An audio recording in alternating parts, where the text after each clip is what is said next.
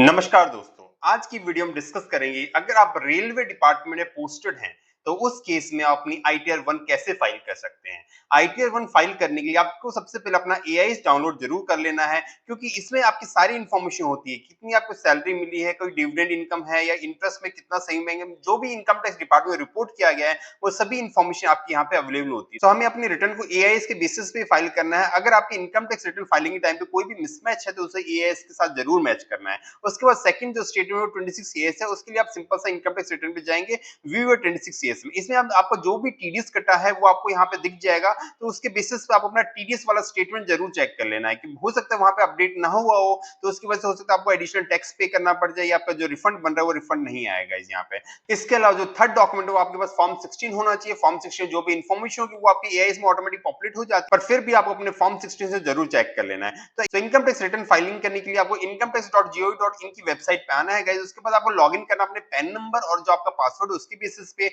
अगर आप first time registration करने जा रहे हैं तो उसके लिए आपको अलग से रजिस्ट्रेशन करना पड़ेगा। उसको कैसे रजिस्ट्रेशन करना है उसके लिए मैंने अलग से वीडियो बना रखी है मेरे चैनल पे, जाके आप उसको देख सकते हैं गाइस। यहाँ पे लॉगिन करने के बाद आपको यहाँ ई फाइलिंग वाले ऑप्शन पे जाना है, इनकम टैक्स रिटर्न पे ऑप्शन जाना है, उसके बाद file your income tax return पे आप क्लिक करेंगे। जैसे file your income tax return पे क्लिक करेंगे आपको ये डैशबोर्ड ओपन हो जाएगा। उसके बाद आपको असेसमेंट या सिलेक्ट करना है 25-26 में। उसके बाद ऑनलाइन ऑप्शन पे जाना है, उसके बाद हम कंटिन्यू करेंगे। उसके बाद आपको यहाँ पे अगर पहले आपने ट्राई किया था रिटर्न फाइलिंग का तो आपको प्रीवियस रिटर्न आपको यहाँ दिख जाएगी। अगर न्यू रिटर्न फाइल करें सिंपल आप न्यू पे क्लिक करेंगे, तो यहाँ पे हम न्यू पे क्लिक करने के बाद आपको पूछा जाएगा आप इंडिविजुअल है एचयूएफ या अदर है, तो आप इंडिविजुअल पे क्लिक करने के बाद आपको यहाँ पे कंटिन्यू पे क्लिक करना है। उसके बाद आपसे पूछा जाएगा कि आपका कौन सा आईटीआर फॉर्म आपके पास एप्लीकेबल है। अगर आपके पास केवल सैलरी की इनकम है या 1.25 लाख तक का लॉन्ग टर्म कैपिटल गेन है तो उस केस में आप आईटीआर 1 फाइल कर सकते हैं। पर अगर आपने कोई भी क्रिप्टो में डीलिंग की है या आपने कोई गेमिंग इनकम खेली है या फिर आपको कोई इनकम 50 लाख से ज्यादा की है तो उस केस में आपको आईटीआर 2 ही फाइल करनी पड़ेगी। या आपको कोई बिजनेस है प्रोफेशनल इनकम तो उसके में आईटीआर 3 या आईटीआर 4 आपको फाइल करनी पड़ेगी गाइस यहाँ पे। तो अपना आईटीआर फॉर्म बहुत ही ध्यान से फाइल करना गाइस यहाँ पे, क्योंकि अगर गलत आईटीआर फॉर्म फाइल करेंगे तो उस केस में आपको डिफेक्टिव रिटर्न नोटिस आ जाएगा और आपके रिटर्न को प्रोसेस नहीं किया जाएगा। तो यहाँ पे हम सिंपल सा आईटीआर 1 को सिलेक्ट करेंगे, उसके बाद प्रोसीड विद आई। इवन यहाँ पे इन्फॉर्मेशन दी हुई है कब आपको आईटीआर 1 फाइल करना है। आप एक रेजिडेंट मींस इंडिया में रहने वाले हो, उस आपकी इनकम 50 लाख से कम है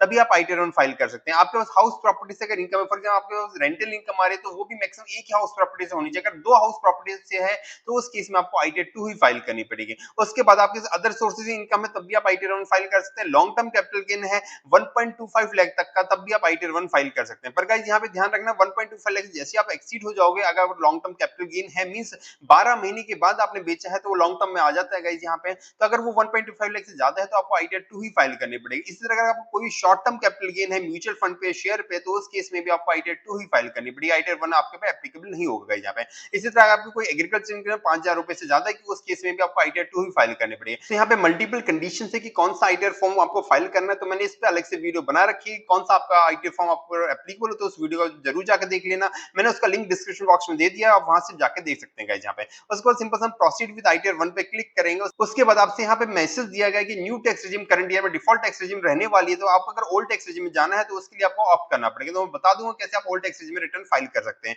इसके अलावा यहाँ पे मैं ये भी मैसेज दिया गया कि क्योंकि न्यू टैक्स रेजिम में कोई भी डिडक्शन अलाउ नहीं होती है, तो अगर आपको डिडक्शन लेनी है तो आपको ओल्ड टैक्स रेजिम में जाना है गाइस यहाँ पे। उसके बाद सिंपल हम यहाँ पे ओके क्लिक करेंगे। उसके बाद आपको लेट गेट स्टार्ट पे आपको क्लिक करना है गाइस यहाँ पे। जैसे हम लेट गेट स्टार्ट पे क्लिक करेंगे उसके बाद आपसे पूछा जाएगा आप रिटर्न क्यों फाइल करना चाहते हो, तो हम सिंपल से यहाँ पे सिलेक्ट करेंगे हमारी जो इनकम है बेसिक एग्जेम्पशन लिमिट से ज्यादा है, जो कि ओल्ड टैक्स रेजिम 2.5 लाख रुपए होती है और न्यू टैक्स रेजिम 3 लाख रुपए होती है गाइस यहाँ पे। सो हम सिंपल से यहाँ पे बेसिक एग्जेम्पशन वाले ऑप्शन पे क्लिक करेंगे, पर आप अदर पे भी क्लिक करके अगर आपको नहीं पता है तो उसके आप अदर पे क्लिक करके अपने रिटर्न को फाइल कर सकते हैं। उसके बाद हम सिंपल से यहाँ पे कंटिन्यू पे क्लिक करेंगे। जैसे आप कंटिन्यू पे क्लिक करेंगे उसके बाद आपका एक प्री फिल्ड फॉर्मेट जो भी इनकम टैक्स डिपार्टमेंट इन्फॉर्मेशन है वो सभी इन्फॉर्मेशन ऑटोमेटिकली आपके रिटर्न में यहाँ पॉपुलेट कर दी है। तो इनकम टैक्स डिपार्टमेंट वही मैसेज दे रहा है कि आपकी जो डेटा है वो हमने ऑटोमेटिकली आपकी रिटर्न में डाल दिया है। अगर उसमें कोई भी करेक्शन है या मिसमैच है तो आप एआईएस के साथ जरूर चेक कर लेना। एआईएस में कोई भी मिसमैच हुआ तो उसके साथ आपके रिटर्न को प्रोसेस नहीं किया जाएगा। तो आपको एआईएस और टीआईएस जरूर डाउनलोड करना है, उसके बाद ही आपको रिटर्न को फाइल करना है। तो जैसे आप ओके पे क्लिक करेंगे उसके बाद आपको हर एक शेड्यूल को वन बाय वन कंफर्म करना है।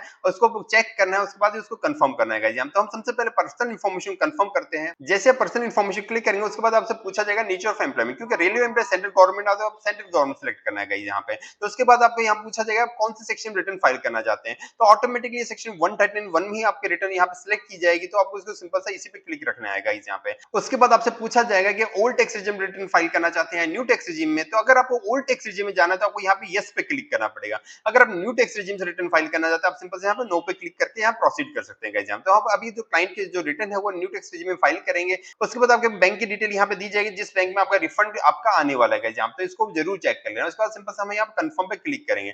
जैसे आप कंफर्म पे क्लिक करेंगे, देखिए पहला शेड्यूल आपका कंफर्म हो गया, उसके बाद आप ग्रॉस टोटल इनकम पे कंफर्म करना है। जैसे आप ग्रॉस टोटल इनकम पे आप कंफर्म करेंगे उसके बाद देखिए आपकी सैलरी की इनकम को जरूर वेरीफाई कर लेना है। तो यहाँ पे जो भी सैलरी की इनकम आपके एआईएस में शो करी थी वो ऑटोमेटिकली यहाँ पे आ गई है, तो हमने इसमें कोई करेक्शन की रिक्वायरमेंट नहीं है। पर बाई चांस आपके अगर ऑटोमेटिक नहीं आ रही तो उसको आप यहाँ पे एडिट पे क्लिक करके उस इन्फॉर्मेशन को आप जरूर अपडेट कर लेना, क्योंकि न्यू टैक्स रिजिम में कोई भी एग्जेम्पशन अलाउंसेस नहीं मिलते, तो आपको यहाँ पे कुछ भी नहीं डालना। पर आपके ऊपर अगर कुछ स्पेशल एग्जेम्पशन एप्लीकेबल है तो आप इसमें सेलेक्ट कर लेना कि जो भी आपके ऊपर एग्जेम्पशन एप्लीकेबल है उसको सेलेक्ट करने के बाद आप अपने रिटर्न को यहाँ पे सबमिट करना है गाइस यहाँ पे। तो हम सिंपल से यहाँ पे सेव पे क्लिक कर देंगे। तो हमने सैलरी वाला शेड्यूल हमने चेक कर लिया कि हमारी सैलरी की इन्फॉर्मेशन ऑटोमेटिक सही आ रही है। उसके बाद आप हाउस प्रॉपर्टी इनकम को चेक करेंगे। अगर आपकी हाउस प्रॉपर्टी से कोई भी इनकम है तो आप सिंपल से यहाँ पे एडिट करेंगे, मींस आपका कोई रेंटल इनकम तो एडिट करेंगे। उसके बाद आप हाउस प्रॉपर्टी सिलेक्ट करनी पड़ेगी कि सेल्फ ऑक्युपाइड मींस आप खुद रह रहे हैं, लेट आउट है, तो जनरली लेट आउट में ही आपकी इनकम होगी क्योंकि आपका रेंट, तो जो भी आपका रेंट अमाउंट फॉर एग्जांपल आपका 1 लाख रुपीस का पूरी साल में रेंट आ रहा है, तो जैसे आप यहाँ पे 1 लाख रुपीस डालेंगे तो देखिए आपको 30% की स्टैंडर्ड डिडक्शन दे देगा, 70,000 आपकी इनकम में ऐड किया जाएगा यहाँ पे।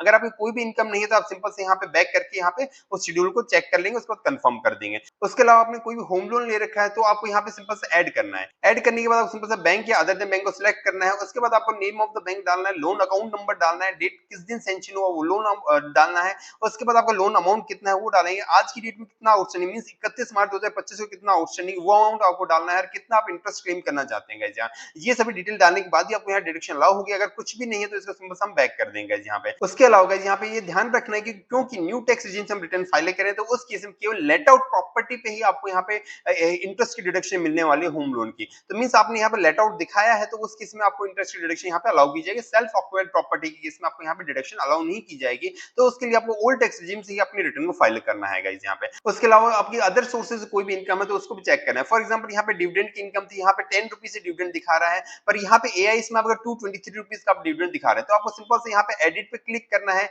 उसके बाद इसको एडिट करेंगे या इस अमाउंट को 223 कर देंगे, उसके बाद हम सेव कर देंगे यहाँ पे। तो जैसे आप सेव करेंगे देखिए आपकी डिविडेंड इनकम यहाँ पे अपडेट हो गई। उसके अलावा आपका जो लास्ट ईयर का रिफंड आपने क्लेम किया था उस पे जो भी आपका इंटरेस्ट कटा था वो यहाँ पे ऑटोमेटिक यहाँ पे शो हो रहा है, तो आपकी इनकम में ही ऐड किया जाएगा। उसके अलावा देखिए यहाँ पे सेविंग बैंक से भी इंटरेस्ट जो कि यहाँ पे पॉपुलेट नहीं हो रहा है तो उसको भी आप सिंपल से यहाँ पे ऐड करेंगे। उसके बाद यहाँ पे देखिए सेविंग बैंक का इंटरेस्ट है तो उसका अमाउंट आपको यहाँ चेक कर लेना है। 896 मैं यहाँ पे डाल रहा हूँ तो 896 यहाँ पे अपडेट कर देंगे। उसके बाद आप सिंपल से इसको यहाँ पे सेव करेंगे गाइस यहाँ पे।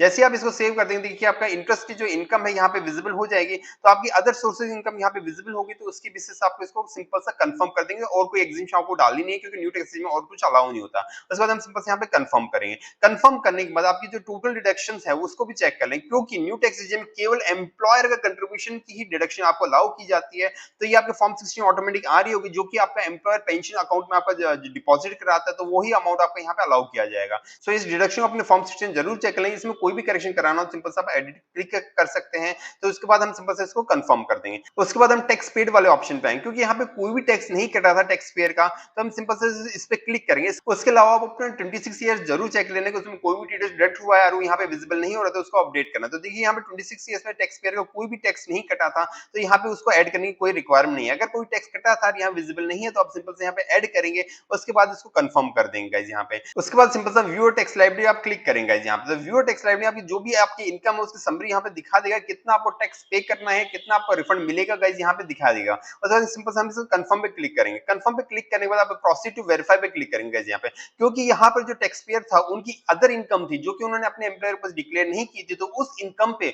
उन्हें टैक्स पे करना पड़ेगा। तो इतना अमाउंट आपको एज अ टैक्स पे करना पड़ेगा। उसके बाद सिंपल सा यहाँ पे आप बैक करेंगे गाइस यहाँ पे, और जो भी आपका टैक्स पेड वाला शेड्यूल है उसमें जाके एडवांस टैक्स में जाके अपना यहाँ पे चालान नंबर आपको ऐड करना है, उसका बीएसआर नंबर आपका किस दिन आपने डिपॉजिट डिपॉजिट करा है, कितना चालान नंबर, जो भी आपका अमाउंट है, उसके बाद इसको सिंपल से आप सेव कर देंगे यहाँ पे। जब सेव करने के बाद आपको यहाँ पे अमाउंट विजिबल हो जाए जो भी आपने जमा कराया है। तो आपको इन सभी शेड्यूल्स को वन बाय वन कंफर्म करना है। कंफर्म करने के बाद आप जो भी आपका टैक्स बन रहा है, जो भी आपका रिफंड बन रहा है, तो उसको आप चेक करना, उसके बाद इस रिटर्न को आप सबमिट कर देंगे। सबमिट करने के लिए आपको अपने आधार ओटीपी के बेसिस पे यहाँ पे ओटीपी डालना पड़ेगा, उसके बाद अपनी रिटर्न को यहाँ पे सबमिट करना है गाइस यहाँ पे। तो आज की वीडियो में डिस्कस करेंगे कैसे आप अपनी आईटीआर 1 को फाइल कर सकते हैं गाइस यहाँ पे। अगर आपको इससे रिलेटेड कोई भी डाउट है तो आप कमेंट बॉक्स में लिख के पूछ सकते हैं, मैं उसका टाइम रिप्लाई करने की कोशिश करूंगा। अगर वीडियो आपको अच्छी लगी तो उसको जरूर लाइक करना, इस वीडियो को ज्यादा से शेयर करना ताकि मैक्सिमम लोग इसका बेनिफिट उठा सकें।